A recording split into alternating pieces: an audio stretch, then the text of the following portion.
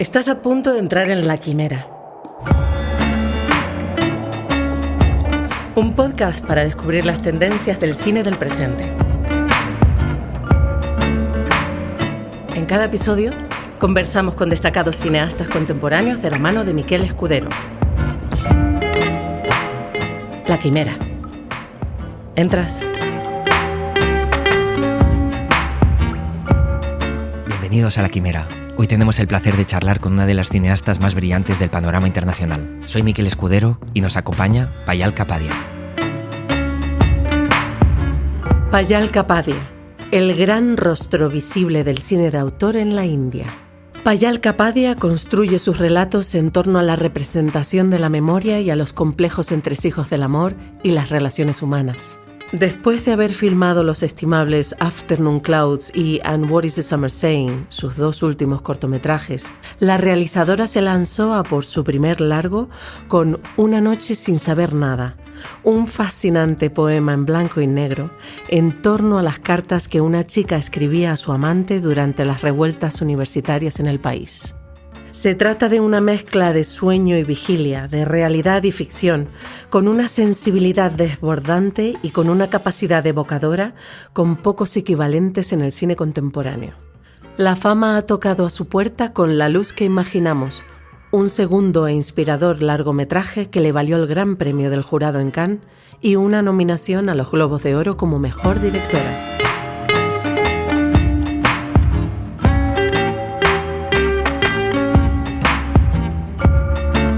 Estamos hoy con Payal Kapadia, una cineasta que nos invita a adentrarnos en lo más hondo de nuestra mirada. Hola, Payal. Hi. Muchas gracias por venir hoy y muchas gracias por acogernos hoy aquí en tu piso en París. Gracias por invitarme.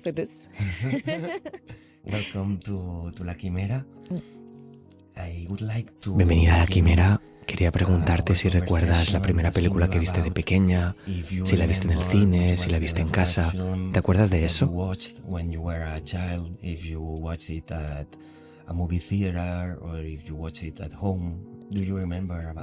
La primera de todas. Soy bastante mayor y no tengo memoria. Pero recuerdo que la primera película que vi en el cine fue una peli indie muy melodramática llamada Kamayak Se, Kamayak Tak, que significa de una tragedia a otra. Era un clásico de culto porque era una adaptación de Romeo y Julieta. Era una historia sobre dos personas de distintas clases sociales que escapan.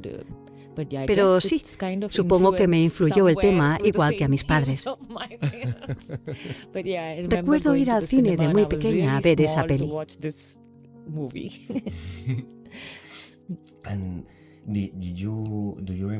¿Y recuerdas ya si en aquel momento tuviste más ganas de ver alguna película más o si te interesó acercarte a alguna película en concreto? ¿Te acuerdas de eso?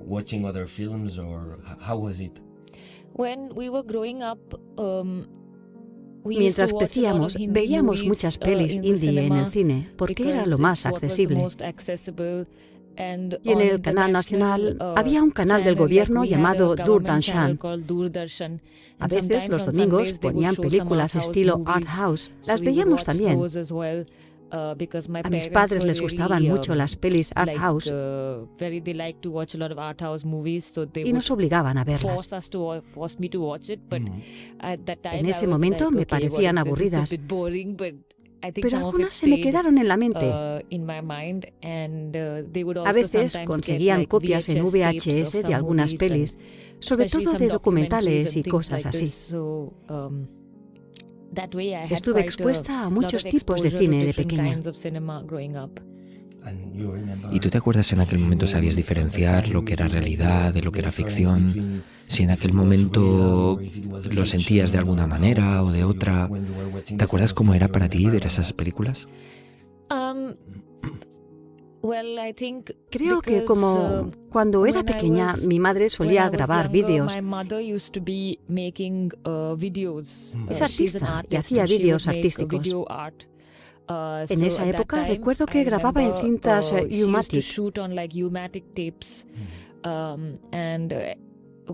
No tenía mucho presupuesto, así que tenía que andar rebobinando porque entonces la edición era lineal y eso es un rollo. Gracias a Dios ya no lo hacemos así. No tenían mucho presupuesto para pasar mucho tiempo en el estudio. Ella y su editora, mujer también, se sentaban en la cocina, veían las cintas y apuntaban cosas.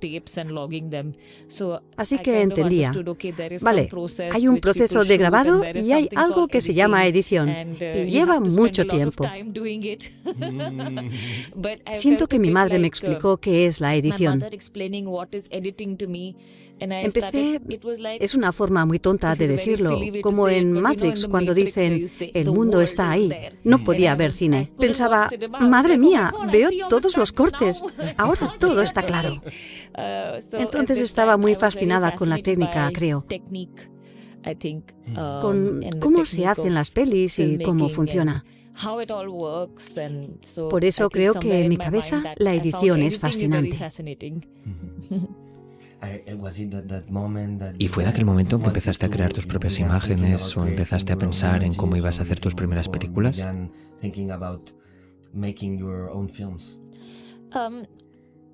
No tenía muy claro lo que quería hacer. Siempre me ha interesado el cine, pero también otras cosas. Me interesaba la arquitectura. Por alguna razón quería ser arquitecta y me interesaba la pintura. Tenía muchos intereses en general. Así que no estaba muy segura. Cuando fui al colegio me apunté al club de cine. Era un colegio en el que ponían películas art house. Veíamos a Satyajit Ray y a Godard y veíamos mucho cine de la India, pelis regionales y también a Herzog, no sé por qué. No sé qué entendería de Herzog viendo Aguirre, la cólera de Dios, con 14 años o así. Era un experimento social. Nos lanzaban esas pelis y ya. Yo no estaba segura, pero más tarde tuvimos un profesor muy bueno que en vez de ponernos las pelis y ya, escribía ¿de qué va la peli? En pequeñas notas, como notas aclaratorias sobre por qué había elegido esa peli. Por ejemplo, lo hacía cuando ponía pelis de cine negro. ¿Qué es el cine negro? ¿Qué es el expresionismo? Y una vez empecé a encontrar conexiones entre movimientos, arte y filosofía y la relación con temas sociopolíticos, empecé a interesarme más por las posibilidades del cine. Creo que así sucedió más o menos. Quería unirme a la escuela de cine al terminar, pero tenía que graduarme. Tenía que ir a la universidad. Así que estudié algo sin relación alguna, pero iba mucho a los festivales de cine de Bombay y me unía a grupos de cine de la universidad. Sí, la cosa estaba ahí, pero no tenía muy claro lo que quería hacer en el cine.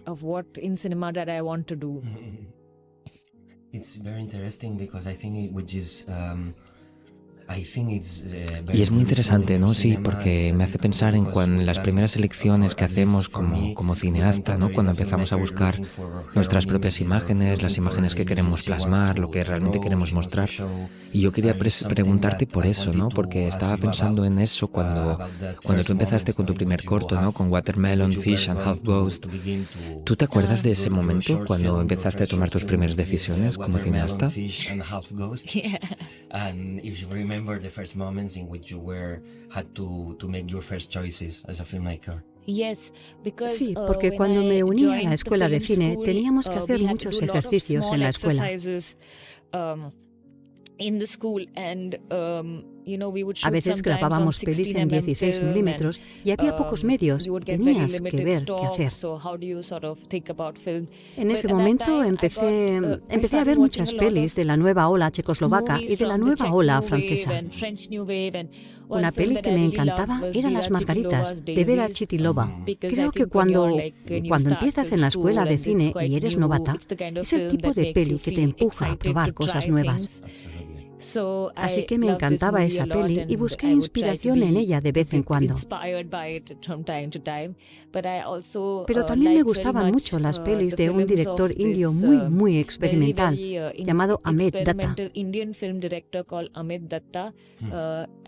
Sus películas más tempranas eran de fantasía, divertidas y a veces infantiles. Estos cineastas me influyeron mucho y los dos son juguetones. En la primera peli, sí, me inspiró ese modo de vida juguetón que tiene fantasía, realidad y mi filosofía sencilla.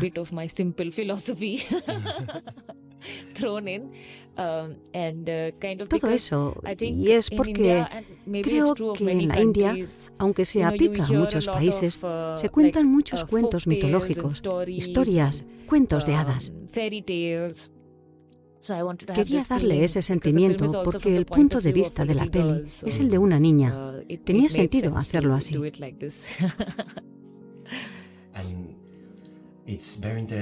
Y es interesante porque al ver tus películas uno se pregunta, ¿no? ¿Cuál es la distancia a la que quieres situarte, ¿no? Con respecto a las personas que estás mirando, desde qué lugar quieres verlas, desde qué lugar quieres mirarlas.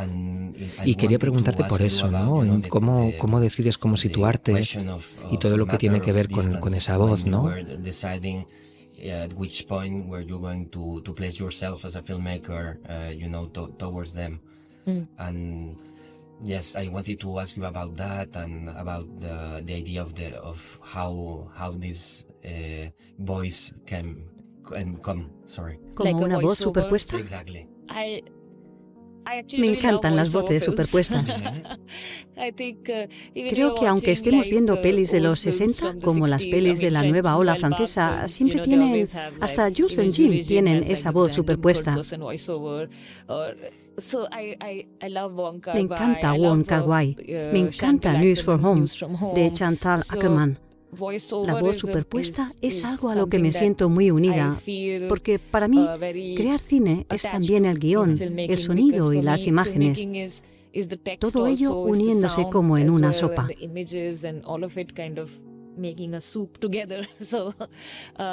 Eso es lo que me gusta y creo que fue lo que pasó una vez grabando un documental. Esto me ayudó bastante. Ya me interesaba la voz superpuesta, pero estaba con un proyecto de la escuela de cine. Tenía que grabar un documental, pero estaba en un grupo de mi escuela de cine donde estábamos transicionando del celuloide al digital.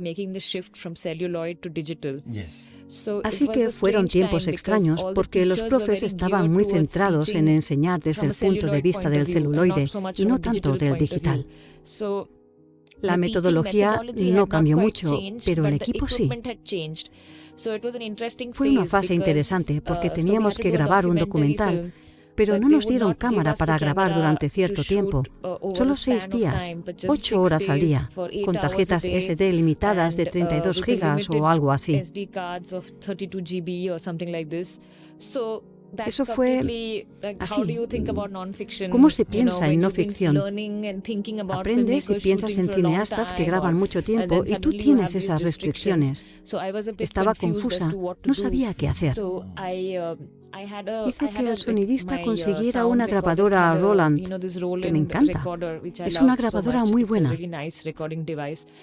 Fuimos juntos a una localización que quería grabar. Era un pueblo en mitad del bosque. Estaba lejos de la escuela, a 2 o 3 horas en coche. Íbamos y no teníamos cámara, pero sí grabadora. Y grabábamos mucho audio. Quería ver qué podía sacar para la peli, cómo sería. Entonces estaba muy obsesionada con un hombre que vivía en este pueblo, que era una especie de apicultor.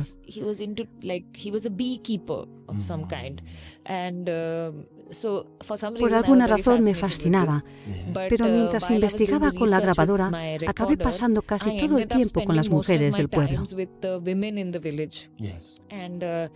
Charlaba con ellas, a veces cocinábamos, comíamos, esas cosas. Les pregunté, ¿puedo guardar las grabaciones? Y me decían, como quieras.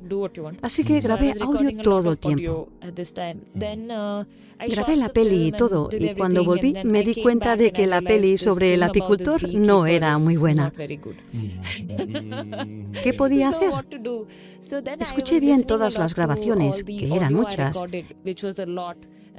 Y un amigo y yo las... ¿Cómo se dice? Cuando escribes transcribimos. Lo transcribimos todo y pensamos que el audio que grabé era interesante, porque eran todo conversaciones privadas, conversaciones divertidas entre estas mujeres y... Eran cosas que sonaban bien, interesantes, y que contaban mucho sobre el sitio, pero desde un punto de vista distinto al que yo había pensado. A raíz de eso, hicimos voces superpuestas con distintas voces. Usamos las imágenes que grabamos de las abejas, lo juntamos y dijimos, a ver qué pasa. Creo que el proceso me vino bien porque me puso limitaciones en la grabación, me forzó a no llevar cámara y a usar solo audio para grabar. Es algo de lo que, cuando eres estudiante, siempre te quejas. ¿Por qué no nos dan la cámara? ¿Cómo son así? Al final, esa restricción me ayudó a encontrar un idioma que acabé amando y rodé una peli entera así. Creo que a veces las limitaciones pueden empujarte en una dirección. Y en el cine siempre encontrarás la forma. Esto nunca se lo diría a mis productores. Espero que no lo escuchen. Esperemos que no. Cruzamos los dedos. Hacemos ahora una pequeña pausa para dar paso a Beatrice Fiorentino, que ahonda en cada podcast en los conceptos clave del cine actual. Conceptos clave del cine contemporáneo. Hoy, Black Cinema Matters. Black Cinema Matter. El cine siempre ha sido un espejo de la sociedad, representando el espíritu de la época y útil para enfocar temas y tendencias que animan el debate público, no solamente en las salas de cine. 2 años antes del célebre Me Too, que pasó de denunciar comportamientos abusivos sufridos por mujeres a convertirse en el motor de un movimiento de transformación de la industria cinematográfica, también en términos narrativos, fue otro hashtag el que encendió un sano debate sobre la marginada presencia afroamericana en el cine estadounidense. Todo empezó con aquel Oscar So White que a raíz de las nominaciones de 2015 denunciaba los absurdos porcentajes de Hollywood, donde entonces el 92% de los directores más importantes son hombres y el 86% de los títulos más destacados tienen un protagonista blanco. Tales cifras ya no son tolerables, por lo que una vez caída la máscara, términos como inclusividad o positividad corporal se convierten en palabras clave de la llamada corrección política de nueva generación. Tomemos, por ejemplo, lo que ha ocurrido en Disney, donde se ha estado trabajando en versiones de acción real, revisadas y corregidas, de los clásicos como El Rey León, de 2019, o La Sirenita, de 2023. En la primera, se recurrió a actores de origen afroamericano como Donald Glover y Beyoncé para amplificar la coherencia con la ambientación africana de la película.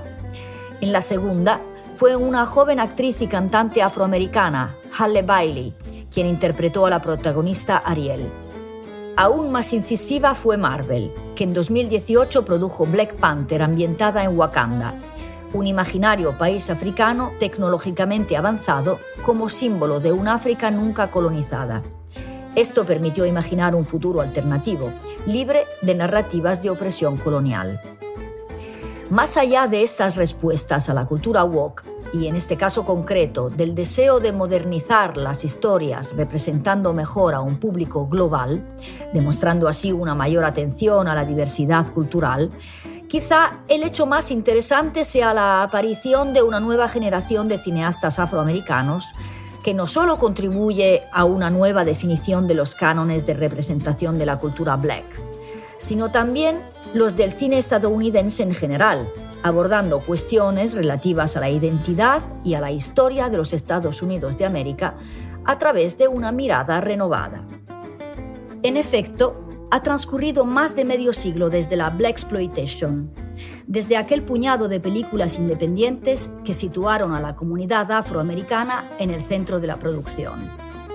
Algodón en Harlem, Blácula o Las noches rojas de Harlem son algunos de los títulos que, a su manera, dieron un paso hacia un cine libre de las apuestas de un Hollywood muy blanco, que permitió a la comunidad negra algunas grandes estrellas. En primer lugar, Sidney Poitier, protagonista de películas con una voluntad progresista y conciliadora. La presencia e incidencia de actores, directores y productores afroamericanos en Hollywood, al margen de los éxitos de estrellas del calibre de Eddie Murphy, Denzel Washington, Morgan Freeman y Samuel L. Jackson, o de autores relevantes como Spike Lee, no ha experimentado, de hecho, más que una aceleración decisiva en los últimos años, sobre todo gracias a las acciones del movimiento Black Lives Matter y a la reciente mayor sensibilidad hacia los temas de la inclusión en el cine, las artes, la vida social y política. Así ocurrió que en el año del gran éxito de La La Land, 2016, un año después del famoso hashtag #SoWhite, Barry Jenkins ganó de forma un tanto sorprendente el Oscar a la mejor película con su excelente Moonlight. Aunque el nombre más interesante de esta nueva ola podría ser sin duda Jordan Peele, autor y productor capaz de interceptar al gran público mientras dirige obras extremadamente dialécticas y estratificadas. Comparable en muchos aspectos a M. Night Shyamalan, Peele se ha hecho un nombre desde su primera obra, Déjame salir, una película de terror que destapa las hipocresías del liberalismo en la sociedad norteamericana. Tras confirmar la ambiciosa trama estética, narrativa y sociopolítica con la posterior cinta Nosotros, una metáfora palpitante y despiadada de Estados Unidos, Peele sube aún más el listón con Nope en 2022, un blockbuster de imprevisibles trayectorias que mezcla ciencia ficción, terror, western, historia del cine y un despiadado análisis de la industria del entretenimiento y el racismo latente de la pequeña y gran pantalla. Volvemos ahora con la cineasta Payal Kapadia para seguir profundizando en su forma de entender el cine. Sí, realmente eso es algo que es muy bonito en tu cine y es como la voz aparece en los espacios, ¿no? Cómo toma lugar. Sí. Y otra cosa también sobre lo que te quiero preguntar es lo que tiene que ver con cuando editas, cuando sientes que estás montando y sientes que esa voz va existiendo en el espacio, ¿no? Aunque no tengan relación a primera vista, cómo acaba teniendo sentido, ¿no? El lugar por el que va avanzando la voz y por el sonido y por el otro lado por cómo va avanzando la imagen. Sí, me gusta mucho esa yuxtaposición de una voz no relacionada con un espacio y como espectadora soy yo quien hace las conexiones. Y el tono de la voz, la dicción, la cercanía que hay a veces cuando no enfocas a la gente con una cámara, sino que solo tienes una grabadora. A veces es algo más íntimo. A veces puede ser todo muy suave hablando así, o se oye a alguien gritando desde el otro lado del cuarto. Todas estas cosas crean. Es como una puesta en escena, pero de sonido.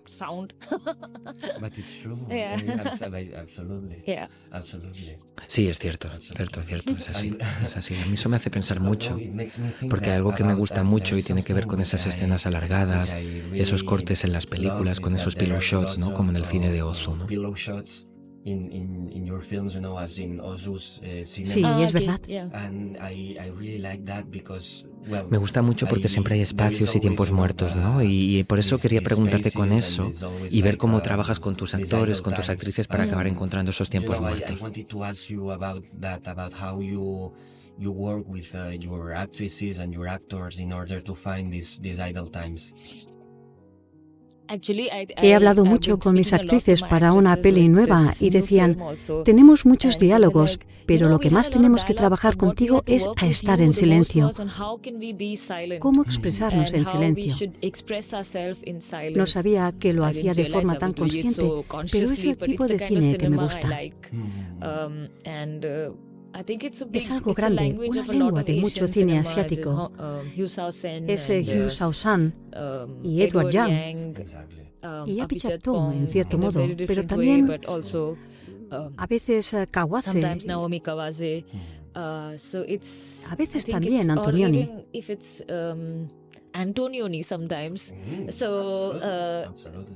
Así que hay muchas películas de directores que me gustan y que permiten estas pausas para respirar en la peli. Y me gusta mucho algo que me dijo una vez un profesor, que el cine no debería ser, ya sabes, llevar a la audiencia, llevarla del punto A al punto B, sino tal vez presentar opciones para dar un rodeo y explorar. Y creo que cuando tienes planos así, le das tiempo a la mente para reflexionar sobre lo que has visto, cómo estás viendo tu vida y a trazar conexiones. Tal vez sea algo muy sutil, pero es lo que espero, ya sabes, tener tiempo para un respiro en una película. Desde luego es algo muy bonito porque creo que de alguna manera también eso permite que haya respiros para el espectador, ¿no? Y también para el actor y la actriz, ¿no? Claro. Sí. Sí, yo creo que cuando uno trabaja así hay más espacio, ¿no? Para la espectadora, para el espectador, para la actriz, para el actor. Porque en cierta medida existen a través de tu película, claro.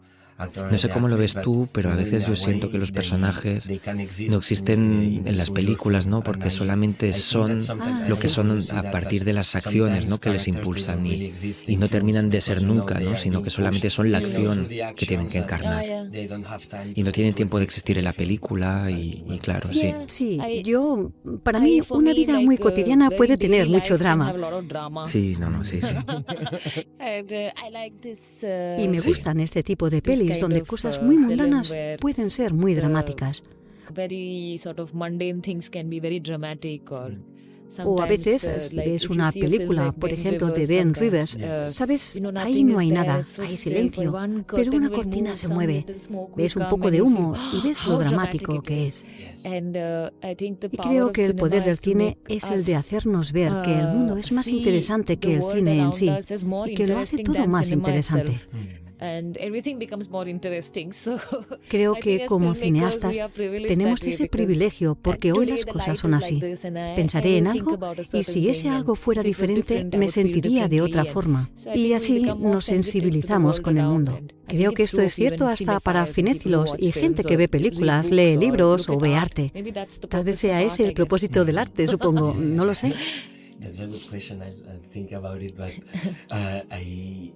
Sí, es una buena pregunta, ¿no? Pienso porque con respecto a lo que decías, ¿no? De la película de Ben Rivers, And What is the Summer Saying, ¿no? Sí. Sí, y hay un momento que para mí es el más bonito de la película, que es cuando llega el color al final de la película, ¿no? Y quería preguntarte por ese tipo de decisiones, ese tipo de ideas.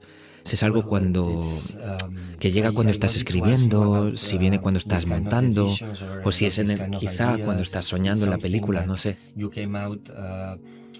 Thinking about it when you were writing, or it's coming that some ideas that came when you are editing or before when you were dreaming about the film. I don't know. Ya, bueno, yo no soy muy... Siempre sigo un plan, pero acaba haciendo ¡puf! Así que con esta película, la que decía antes sobre las abejas y la grabación es What is the Summer Saying. En ese momento yo de nuevo venía del material de la cámara, porque esta cámara yo grababa en blanco y negro, pero la cámara graba a color. Así que yo veía las imágenes en blanco y negro, pero en el sensor, en la cámara, en la grabación que tengo hay color. La grabación sin editar tiene color. Así que cuando estaba viendo la grabación, lo convertimos todo. Pero a veces veía la grabación original para ver qué hacía sentir. Vi que los atardeceres eran especialmente bonitos a color. Y sentí que era imposible hacer esta peli en blanco y negro. Así que la hice a color.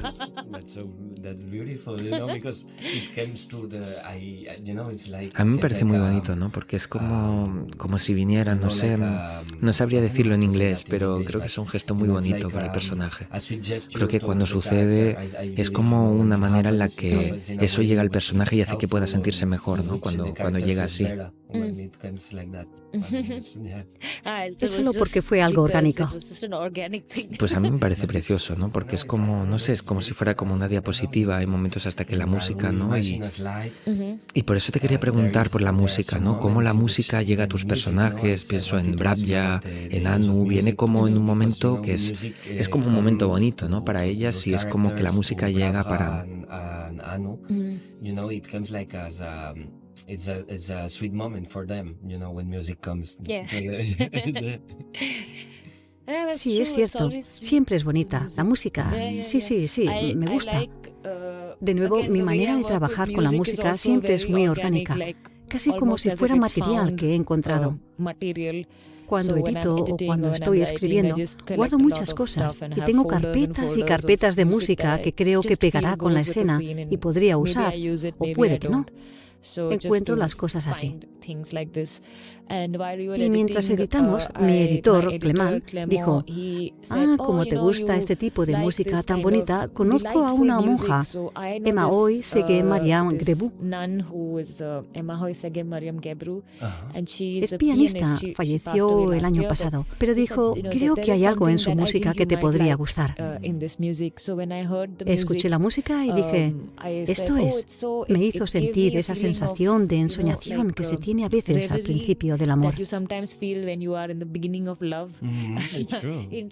Curiosamente es monja, así que no sé, hay algo en su manera de tocar su música. Me gustó mucho y me gustaría añadir que tengo respuestas profundas para algunas de estas preguntas. Muchas cosas me están saliendo de manera instintiva. Es como, está bien, que a veces no haya una teoría en la que apoyarte y que solo esté que te sientas cercana a una escena orgánicamente. A mí me ha funcionado así. Claro, no sé, a mí eso me encanta este tipo de respuestas, porque para mí es importante, ¿no? Que quieras compartir con nosotros los momentos cuando te das cuenta que algo que sucede en la película, algo que tiene sentido, algo que sucede en que pasa alguna cosa, ¿no? Y creo que eso es lo interesante.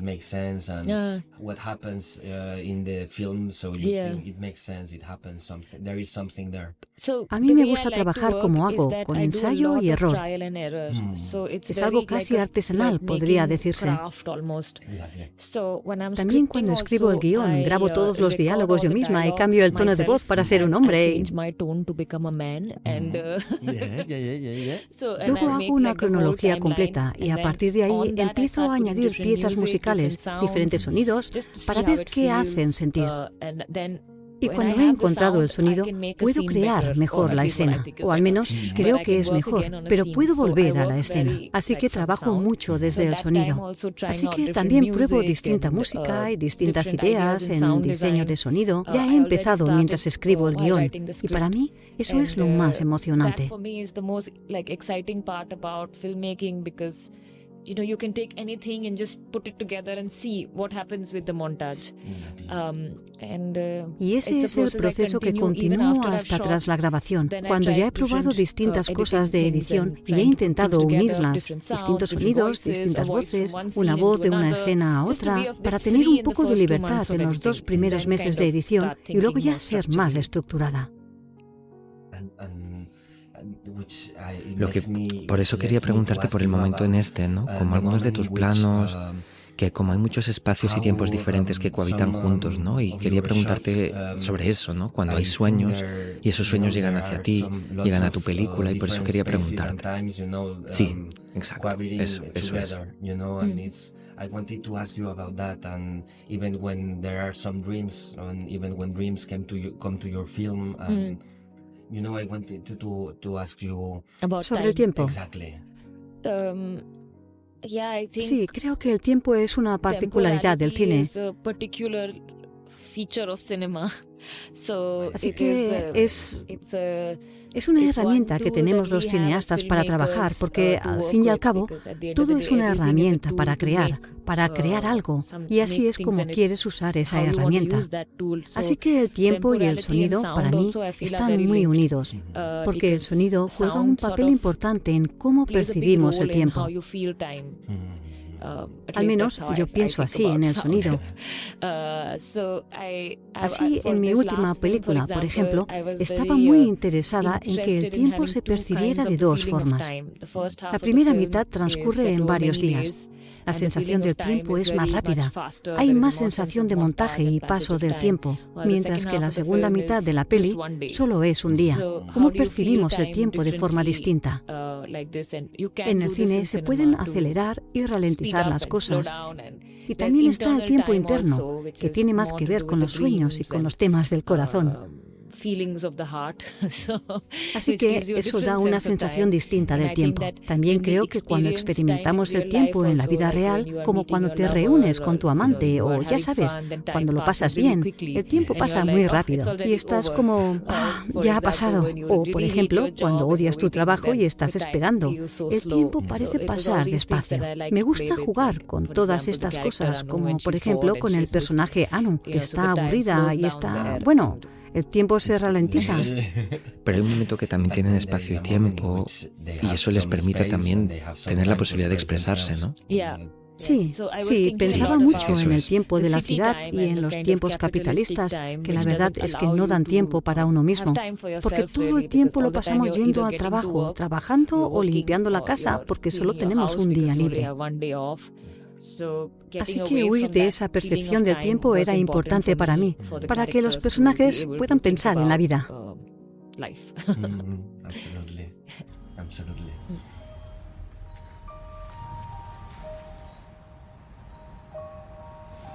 ഇത് പ്രവേശിക്കാണല്ലോ ഇതിപ്പോ ആരയക്കാനാ ഒന്നും കാണുന്നില്ല made in Germany പ്രഭചേച്ചിയുടെ ഹസ്ബൻഡ് എവിടെയല്ലേ last time कभी फोन किया था उसने കൊട്ടൊരാളെ ഇങ്ങനെ കല്യാണം കഴിക്കാൻ കൊണ്ടൊന്നും പറ്റുമെന്ന് തോന്നുന്നില്ല അതിനെൻ്റെ മോനെ രാത്രി വരെ കാത്തിരിക്കേണ്ടി വരും പക്ഷേ തൽക്കാലത്തേക്ക് ഞാൻ ഈ മേഘത്തിൻ്റെ കയ്യിൽ കുറച്ച് ഉമ്മ കൊടുത്തു വിട്ടാലോ എന്തൊക്കെ ഇതിനെ പറ്റി ഇവിടെ ആൾക്കാർ പറഞ്ഞു നമുക്കൊരു വിചാരമുണ്ടോ ഭാവിയെ പറ്റി ചിന്തിക്കാറുണ്ടോ हम दोनों का सेम है सिस्टर एकता जीव सदा शिव ऐसा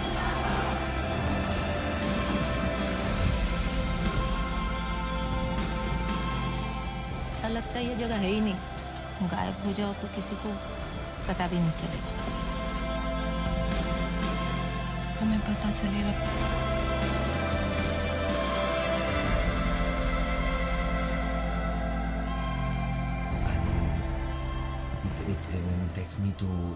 Claro, no, sí, desde luego. Eso es lo que me lleva a preguntarte, a quererte preguntar por A Night of Knowing Nothing. Y por eso quería preguntarte por cómo llega el proyecto, ¿no? Y cuándo sucede que tú sientes que quieres hacerlo de esa manera, ¿no? Porque claro, ya habías hecho cortos, ¿no? Pero es tu primer largometraje. After your short films, I mean, because it was your first feature. Sí, eso fue una película en la que llevaba trabajando un tiempo, pero sin saber seguro que acabaría siendo una peli. Así que yo estaba en la escuela de cine y con Ranabir, con quien trabajo, es mi director de fotografía, grabé la vida a nuestro alrededor, en el campus. Hicimos muchas entrevistas con nuestros amigos durante 2 o 3 horas sobre cómo se sentían sobre las cosas que les rodeaban, sobre política, sobre el amor, sobre cómo les irá cuando dejen de ser estudiantes. Así que recogimos mucho material, pero de nuevo no pensamos qué película haría con eso o cómo acabaría. En ese sentido, es como que no había un objetivo con vistas a que acabara siendo una peli. Pero luego empezaron a pasar muchas cosas en el país y el campus se llenó de más estudiantes grabando sus campus y nos reunimos con ellos. Nos dijeron que tampoco sabían qué harían con ello. Y dije, vale, si no os importa, podemos compartirlo. Y me dieron parte del material. Al final tenían muchos discos duros de grabaciones de protestas y también archivos de Internet. Así que al final pasaron muchos años desde 2016, cuando lo grabamos. No volví a mirar el material hasta 2019. Yo ya no era estudiante y el tiempo pasó, así que creo que lo que pasaba era que hasta mirando las grabaciones que grabé con Ranavir, cuando lo miramos nos pareció diferente. Parecía algo así como un metraje encontrado. Así que dijimos, vale, lo trataremos como una peli de archivo, aunque sea contemporánea, pero probemos, porque ¿cómo se conectan tantas cosas diferentes sin una voz superpuesta? Resultaba difícil, aunque tuviéramos muchas entrevistas, aún así era difícil, hallar un todo cohesionado. Así que se nos ocurrió, me gustan mucho las voces y el sonido con diferentes características, así que dijimos, vale, experimentemos un poco. Grabamos cosas y las añadimos a la cronología. Eran grabaciones aleatorias, a veces ni eran palabras, para ver qué sentíamos. Y luego dije, vale, dijimos que el formato carta podría ser interesante. Así que tiramos por ahí y me sentí muy inspirada por el trabajo de John Berger, un escritor muy conocido. A menudo publicaba libros que eran ficción y no ficción, a veces como diarios. Y hacia el final te das cuenta de que es ficción. Así que este tipo de literatura me influyó mucho. Había escrito un libro llamado De A para X, que son cartas de amor escritas por una mujer. Y dije, este formato me sirve a mí también. Y lo tomé prestado.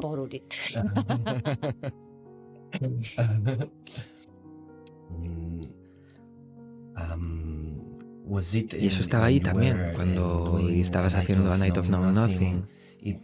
Fue el trabajo de sonido, de diálogos, fue como What is the Summer Saying. Sí, más o menos, sí. Pero fue un poco distinto, porque teníamos muchas entrevistas de amigos y de otra gente. Y duraban 1 o 2 horas, pero no estaban cohesionadas. Así que no podíamos, y como decía, podía sacar fragmentos de la entrevista y al juntarlos quedaba bien, pero quedaba demasiado redondo y con una peli como A Night of Knowing Nothing hay que encontrar el equilibrio entre dar información y, que no suene a que solo das información. Ese equilibrio es difícil de encontrar. Sobre todo porque la audiencia es muy amplia, no son solo de la India, sino de todo el mundo. Porque en la India la gente dirá, vale, yo ya sé esto, ¿por qué me lo vuelve a decir? Así que lo del equilibrio tiene su aquel. Y creo que no siempre funcionó. Pero ¿cuál era la pregunta? No, era sobre usar... No, si has contestado perfecto, es perfecto. Preguntaba cómo usaste, si los diálogos, el sonido fueron... Sí, los usaste igual. En tu última película. Sacamos el material de las entrevistas y luego... Yo junto con mi co-guionista, Himanshu Prajapati, empezamos a decir, este es el tema en esta entrevista. ¿Cómo podemos meterlo en una carta y sacar fragmentos? Describimos bien al personaje, cómo era, y resultó ser una especie de personaje que era una mezcla de muchos amigos. Luego escribimos las cartas basándonos en las entrevistas e hicimos mucho ensayo y error, porque Ranavir, que era el cámara, también era el editor. Así que nuestro trabajo fue como Himanshu y yo intentábamos escribir algo y se lo dábamos a Ranavir. Él ponía, yo grababa y luego lo añadíamos a la cronología con las imágenes. Y muchas veces no funcionaba y no lo añadimos a la peli. Pero hicimos muchos experimentos y al final seguimos recortando y enseñándoselo a la gente para que opinara. Hasta llegar a esto. Claro, este formato. Sí. Y cuando acabaste con A Night of Knowing Nothing, empezaste a pensar en algo, Imagine a Slide, ¿cómo es ese momento en que sientes, quiero experimentar otros formatos, o cómo llegaste al proyecto en primer lugar.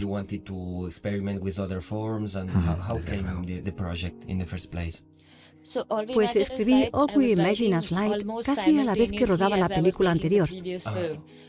Empecé a escribir hace mucho tiempo, pero entonces era una peli muy distinta. Creo que el proceso de crear A Night of Knowing Nothing me hizo sentir más libre.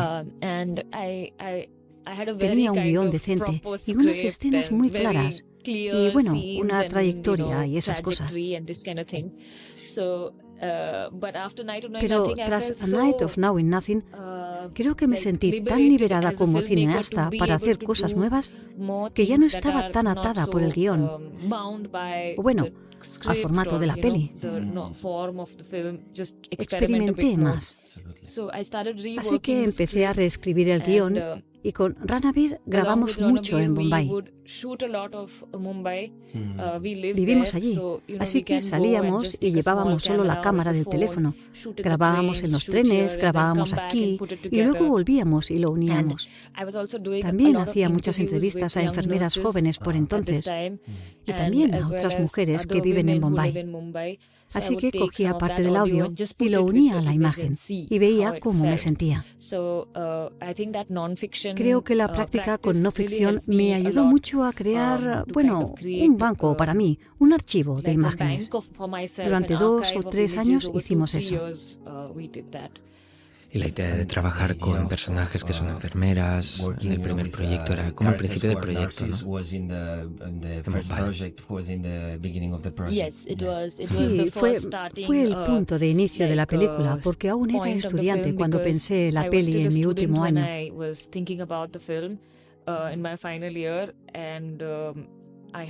Tenía 2 familiares que estaban muy enfermos. Y de uno de ellos se encargaban las enfermeras, y uno estaba en el hospital, y yo iba de uno a otro, un poco como, bueno, una persona que tiene que quedarse en el hospital. Así que hacía eso, y creo que cuando ruedas películas y tienes que crear una peli pronto, empiezas a pensar en el lugar. Todo te parece interesante. Así que empecé a observar el espacio del hospital y me pareció muy interesante, porque es un sitio donde primero trabajan muchas mujeres y es... En Bombay hay, bueno, es un sitio en el que trabajan muchas mujeres. Luego hice amigas allí y, bueno, grabé muchas historias sobre cómo fue cuando estudiaron enfermería y esas cosas. Algo muy interesante. Yo estaba fascinada. Sentí que el potencial de un espacio como un hospital puede hablar del zeitgeist del país de distintas formas, como si hay salud femenina y cosas así. Así que podía ser una puesta en escena potencialmente interesante. Y aquel fue el punto de partida.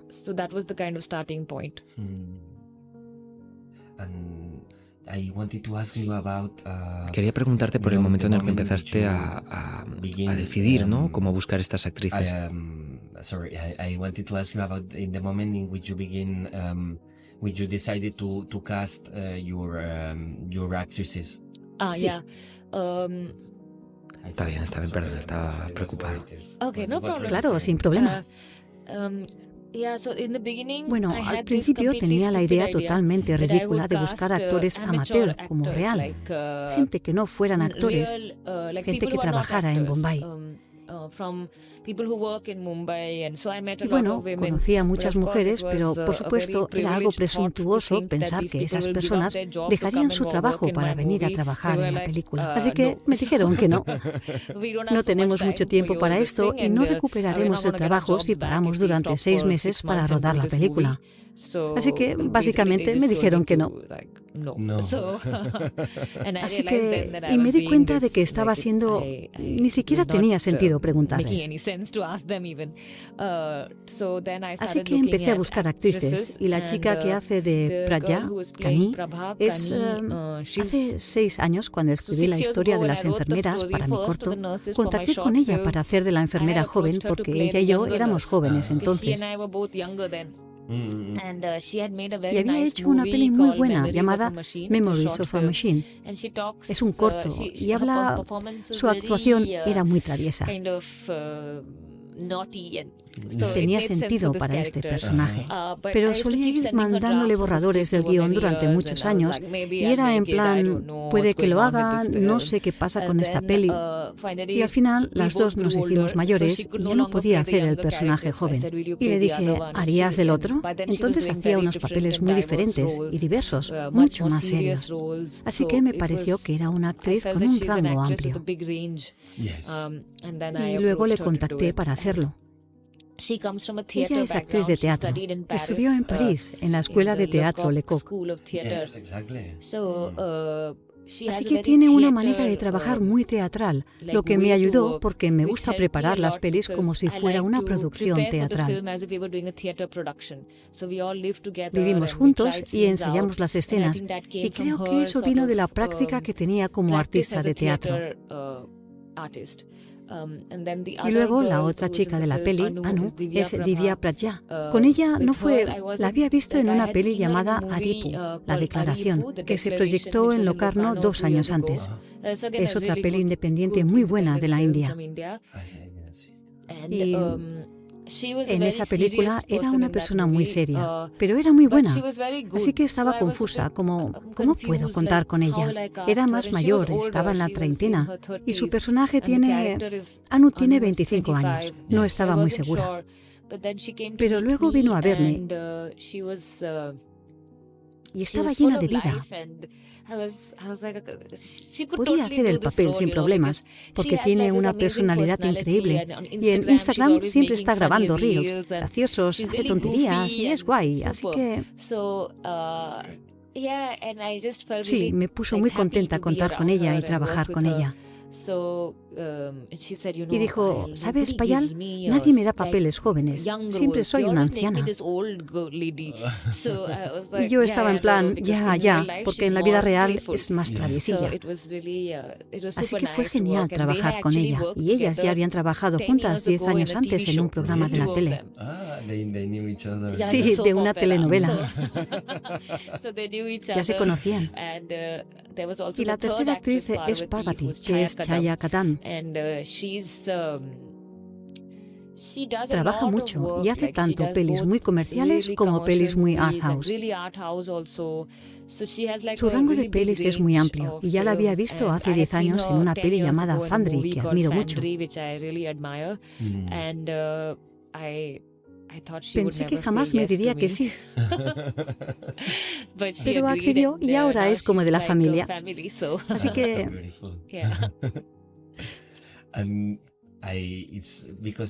eso es, claro, sí, la escuela de Lecoq, que es la escuela de teatro con el lenguaje corporal. Por eso quería preguntarte cómo trabajas con ellas para que puedan adoptar esos gestos de las enfermeras y cómo avanzas con eso, cómo trabajas con eso. Sí. To take the gestures of the nurses and how to work with them in that way.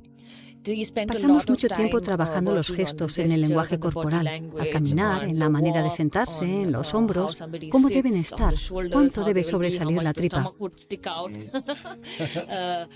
Nos gustó mucho trabajar en ello porque las tres habíamos reflexionado sobre sus personajes, sus preocupaciones y cómo adaptarlo al lenguaje corporal. Prapna es una persona que siempre anda ocupada y a veces es muy insegura a pesar de ser la enfermera jefe. Así que esas contradicciones tienen un poco de esto y, de sacar y meter los hombros, todo ese tipo de gestos que trabajaron al detalle. Hasta pensó muchos gestos pequeños que se ven en la película y que tiene el personaje. A veces ni siquiera le dije yo que hiciera nada. Es solo que se metió mucho en el personaje y esos gestos, por ejemplo, siempre se está ajustando la correa del reloj porque es alguien que siempre está mirando la hora. Tiene sentido en alguien así. Así que hay muchas cosas pequeñitas que creo que pensó mucho. Y como todas vivíamos juntas, nos ayudábamos, ya fuera Anu, y todos contribuíamos a lo del resto. Es muy positivo y funciona muy bien, así que fue muy buena experiencia para todas. Claro, porque es diferente, ¿no? Claro, cuando nosotros las escenas de amor cambia y cambia la postura y la cara de manera muy sutil y eso es bonito, ¿no? Cuando sucede. Por eso quería preguntarte, para ir terminando, ¿qué tiene que suceder para ti como cineasta, como guionista de un proyecto, para que quieras poder trabajar en el proyecto? What do you need as a filmmaker or as a scriptwriter from a project in order to want to work on it? Es una pregunta complicada para mí porque ahora, en esta etapa, normalmente tengo más de un proyecto, porque cuando trabajas de manera autónoma tienes que andar con muchas cosas. Pero en esta última peli sucedió. Pensé que tardaría más tiempo en la postproducción, pero duró de diciembre a abril y luego la peli se estrenó.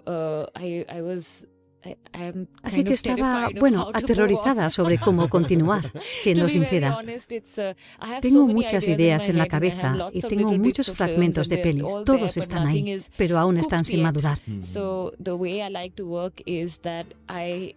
The only way actually I like to work is to keep writing a lot. If you have what I do is that I have 4 or 5 ideas and then I develop all of them and I write a lot for each. I love writing, so for me it can be both happy and painful, because sometimes you're like, I can't think of anything, but if you just force yourself to write, even if it's bad, I feel that's a really good process for me, because even in bad writing you could have one good line and that could be better than not having anything at all. Así que yo paso mucho tiempo escribiendo y es lo que he empezado a hacer ahora. Así que hay un guión por algún lado, solo tengo que encontrarlo. Bueno, muchísimas gracias, Payal, por tu generosidad y muchas gracias por todo. Gracias, ha sido una conversación muy agradable. Lo agradezco mucho. Muchas gracias. Nos despedimos de Payal Kapadia, con el deseo de que encuentre ese guión y nos traiga una nueva película.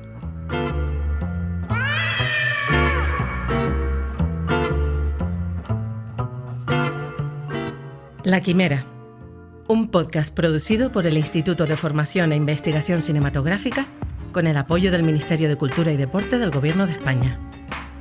Descubre a más cineastas contemporáneos escuchándonos en tu plataforma de podcast favorita o en nuestra web podcastlaquimera.com.